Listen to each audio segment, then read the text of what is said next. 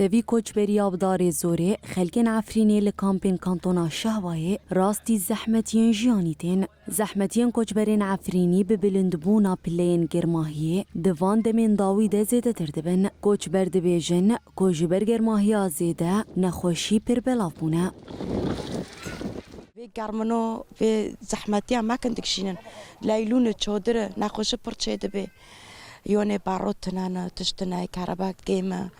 تشتد مع خرود بن شيبد مع خرود بن ام بخو قچك ناخوش بن يعني ام زحمتي برودكشن بن في ليلوني دو بيشاسول يعني ام دخوسن حلك يجمع رودينا ودني گرمه زوروکه ما پر نخوشی رو در بازبن درمان در فتنه وره کالو پیری ما نخوش بن راستینی که زحمت پر زحمته از دبیجم بون حمد دولت دکم ریکال سروک سرویگلی جبرگ گوچبره گرک وی ریکانل سرویگلی وره بکرن.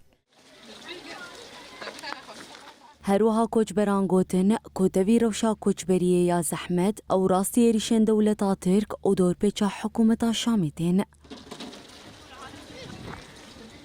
پر استنگی دندر قم پیدا دکشینن تدیوی حصار السرما دجمن توپوت تنگل سرما یعنی براستی یعنی پر استنگی دکشینن غاستنا کربتنا يعني برغم ذلك وجن ام مقاومه دكن ام بهزن دجمن تجاري نكوني هزي ما اوبكي يعني السر ارجي ما بي ام شيفي خوبكن ام زوروكي خوبكن بس ملي في حصاري ده يعني ام دخازن عالم ببيسي انه في حصاراوي تشترابي انه سلامتيك دو كافي لسر ملاتي كرد ام دخازن دجمن چه دخازج ملاتي كرد تم دخازي قربكي تنابكي يعني ام دخازن سلامتيك دو كافي يعني ام اوشتي دخازن ام وكافي دخازن